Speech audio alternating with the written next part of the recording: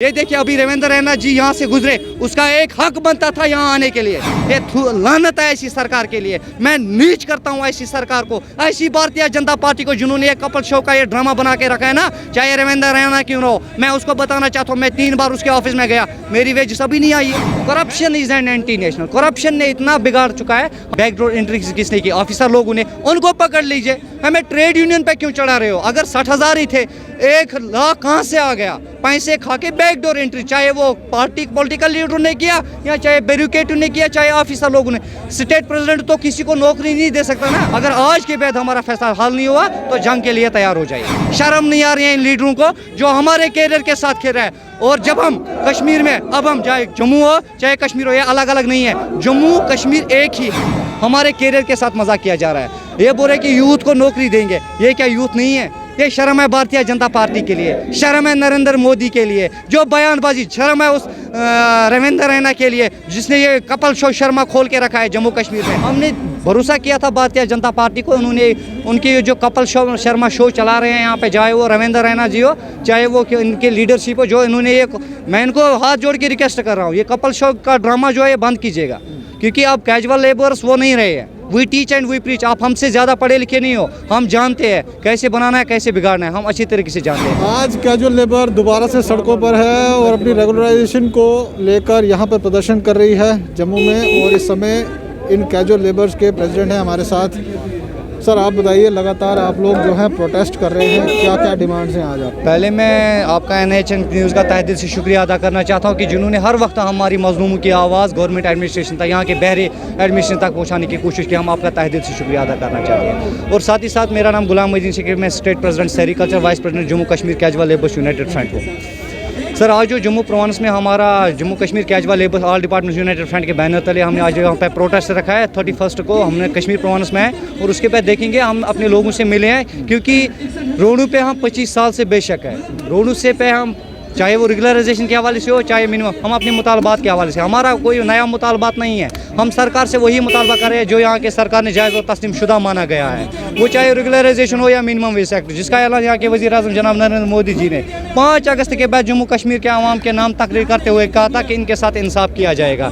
लेकिन आज हमारे समझ में ये बात नहीं आ रही कि हमारे आर्जी मुलाजमी के साथ इंसाफ किया जा रहा है या नाइंसाफ़ी की जा रही है। अब मैं नटशल में आप लोगों को यही बात बता ले चलो, अगर आज के हवाले से इन्होंने हमारे मुतालबात के हवाले से फैसला नहीं आया है तो आने वाले दिनों में एक आंदोलन होने जा रहा है जिसको रोकना किसी की बस की बात नहीं होगी। आप मुझे बताइए, हर बार जो है अलग अलग बैनर्स के नीचे जो ये लोग इकट्ठे होते हैं, क्या आपको लगता है कि ये भी एक वजह है कि सरकार जो है आप लोगों की मांगे सही तरीके से नहीं पहुंच पाती? देखिए सर, सरकार का ये, सरकार अंधी है, सरकार बहरी है, सरकार गूंगी है, ना कुछ बोलती है। इतना करने के बावजूद भी जो हमारे लोग दौरान ड्यूटी शहीद हो गए, उनके अफराद खाने में से हमने भी 1000 बार रिक्वेस्ट की थी उनके अफराद खाने में से एक को सरकारी नौकरी दी जाए, ना वो है।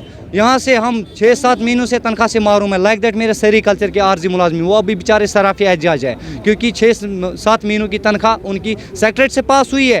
डायरेक्टर सेरिकल्चर ने अपनी मनमानी और गुंडागर्दी का आलम दिखाकर उनकी वेजेस को बंद किया गया है। ये पता नहीं है ये क्यों ऐसी जो 6,750, लेकिन पूरे साल को अभी नहीं मिलता है, पूरे मंथ को पूरी नहीं मिला। 1500-3000 इन बेचारों को दे देते हैं, वो भी हाथ उठा के, क्योंकि corruption is an anti national. Corruption ने इतना बिगाड़ चुका है। हमने भरोसा किया था भारतीय जनता पार्टी को, उन्होंने उनके जो कपल शो शर्मा शो चला रहे हैं यहाँ पे, चाहे वो रविंद्र रैना जी हो चाहे वो इनके लीडरशिप हो, जो इन्होंने ये, मैं इनको हाथ जोड़ के रिक्वेस्ट कर रहा हूँ, ये कपल शो का ड्रामा जो है बंद कीजिएगा, क्योंकि अब कैजुअल लेबर्स वो नहीं रहे हैं। We teach and we preach. आप हमसे ज़्यादा पढ़े लिखे नहीं हो, हम जानते हैं कैसे बनाना है, कैसे बिगाड़ना है, हम अच्छी तरीके से जानते हैं। आने वाले इलेक्शंस में आपको लगता है इसका असर दिखेगा कहीं? 24 में चुनाव है, उनके कहने के मुताबिक 24 में चुनाव है। 24 तक ये हमें बता रहे हैं आज करेंगे, कल करेंगे, ये करेंगे, ये करेंगे। अब हम अपने लोगों में गए, अपने लोगों से मिले, उनसे फैसला किया है। अगर आज के बाद हमारा फैसला हल नहीं हुआ तो जंग के लिए तैयार हो जाइए। आपको लगता है इलेक्शंस में अलग अलग पॉलिटिकल पार्टीज हर बार कहती हैं कि आप लोगों का मसला हल होगा, इस बार हमें वोट दीजिए? जी सर, वही मैं बता रहा हूँ, हमें इस्तेमाल किया जा रहा है, हमें इस्तेमाल किया जाए। फर्स्ट थिंग, जो हमारे 60,000 लोग हैं, हम 60,000 लोग नहीं हैं, हमारे साथ 4.5 लाख मुलाजमीन हैं जो जॉइंट कंसल्टेटिव कमेटी के बैनर के तले से है। और जो हमारे लोगों में हमारे अफराद खाने हैं, ये वोट आप देखो हम ही जिता रहे हैं, क्योंकि जो 1-2 लाख रुपए सैलरी ले रहा है, जो बैरिकेड होगा, HOD होगा, उसको क्या फ़ायदा वोट निकलने के लिए? हम गरीब निकलते हैं, हमारा अहलो अयाल निकलता है, हम ही इनको जिताते हैं, हम ही इनके टेबल सजाते हैं, लेकिन आखिरकार लास्ट पे हमारे साथ गलत फैसला किया जा रहा है, हमारे कैरियर के साथ मजाक किया जा रहा है। ये बोल रहे कि यूथ को नौकरी देंगे। ये क्या यूथ नहीं है? ये शर्म है भारतीय जनता पार्टी के लिए, शर्म है नरेंद्र मोदी के लिए जो बयानबाजी, शर्म है उस रविंद्र रैना के लिए जिसने ये कपिल शो शर्मा खोल के रखा है जम्मू कश्मीर में। शर्म नहीं आ रही है इन लीडरों को जो हमारे कैरियर के साथ खेल रहा है। और जब हम कश्मीर में, अब हम चाहे जम्मू हो चाहे कश्मीर हो, ये अलग अलग नहीं है, जम्मू कश्मीर एक ही है, ये एक ही प्लेटफॉर्म है, एक ही बैनर है, हम भाई भाई है। ये हमें बांटने की कोशिश कर रहे हैं लेकिन ऐसा हम नहीं देंगे। अब मैं पॉलिटिकल की ओर नहीं जा रहा हूँ, मैं डेली वेजर कैजुअल लेबर्स जो 60,000 से ज़ाहिर हमारे आरजी मुलाजमीन हैं। बताओ, आप बड़े यंग हैं और आपके जैसे यंग लड़के और भी नौकरी करना चाहते हैं। जी सर। क्या वो इतनी हिम्मत रखेंगे कि एक कैजुअल लेबर लगे आजकल के ज़माने में? देखो सर, मैं बता रहा हूँ जो उन्होंने बोला, उनके कहने के मुताबिक उन्होंने बोला कि हमने बायोमेट्रिक ऑनलाइन आप लोगों की किया है, अब हम आपको रेगुलर करना चाहते हैं लेकिन यहाँ से बैकडोर एंट्रीज है। अगर हम कह रहे हैं 60,000 से ज़ाहिर हमारे आरजी मुलाजिम, बैकडोर एंट्रीज किसने की? ऑफिसर लोगों ने। उनको पकड़ लीजिए, हमें ट्रेड यूनियन पे क्यों चढ़ा रहे हो? अगर 60,000 ही थे, 1 लाख कहाँ से आ गया? पैसे खा के बैकडोर एंट्री, चाहे वो पार्टी पॉलिटिकल लीडरों ने किया या चाहे ब्यूरोक्रेटों ने किया, चाहे ऑफिसर लोगों ने। स्टेट प्रेसिडेंट तो किसी को नौकरी नहीं दे सकता ना। मैं खुद के नौकरी के लिए लड़ रहा हूँ, मैं खुद। ये बोल रहे कि भारत माता की जय, मैं बताने के लिए तैयार हूँ। मेरी सैलरी दे दीजिए, मेरी तनख्वाह दे दीजिए, मैं बोलूँगा भारत माता की जय है, मैं बोलूँगा मैं उसका बेटा हूँ। मेरी सैलरी दे दीजिए, मुझे रेगुलाइज कीजिए। ये लोग जो बेचारे मर रहे हैं, जो दौरानी ड्यूटी शहीद हुए, उनके अफराद खाने में से एक को नौकरी दे दीजिए। अभी हम मर रहे हैं, हम यूथ है, सरकार कह रही है कि यूथ को हम नौकरी देने की बात कर रहे हैं। अरे वो बात छोड़िए, हम यूथ नहीं, हम क्या सड़े हुए हैं? हम भी पढ़े लिखे हैं। मैं CA कर रहा हूँ, चार्टर्ड अकाउंटेंट।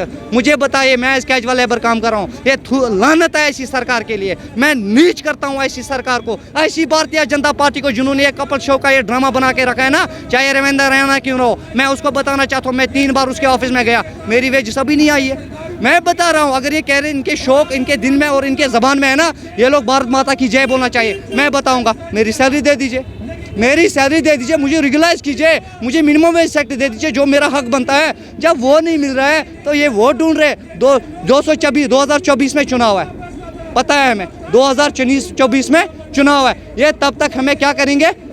जैसे अभी तक जो भी पॉलिटिकल लीडर के पास हम गए, उन्होंने हमें आश्वासन के सिवा हमें कुछ नहीं मिला। वो तो हमारे कैरियर के साथ मजाक कर रहे हैं, लेकिन आज के बाद नहीं चलेगा। हमने आप लोगों में गए, लोगों से मशवरा किया, हमने लोगों की बात सुनी, लोगों को यहाँ की बात भी रखी। अब आज से नहीं चलेगा।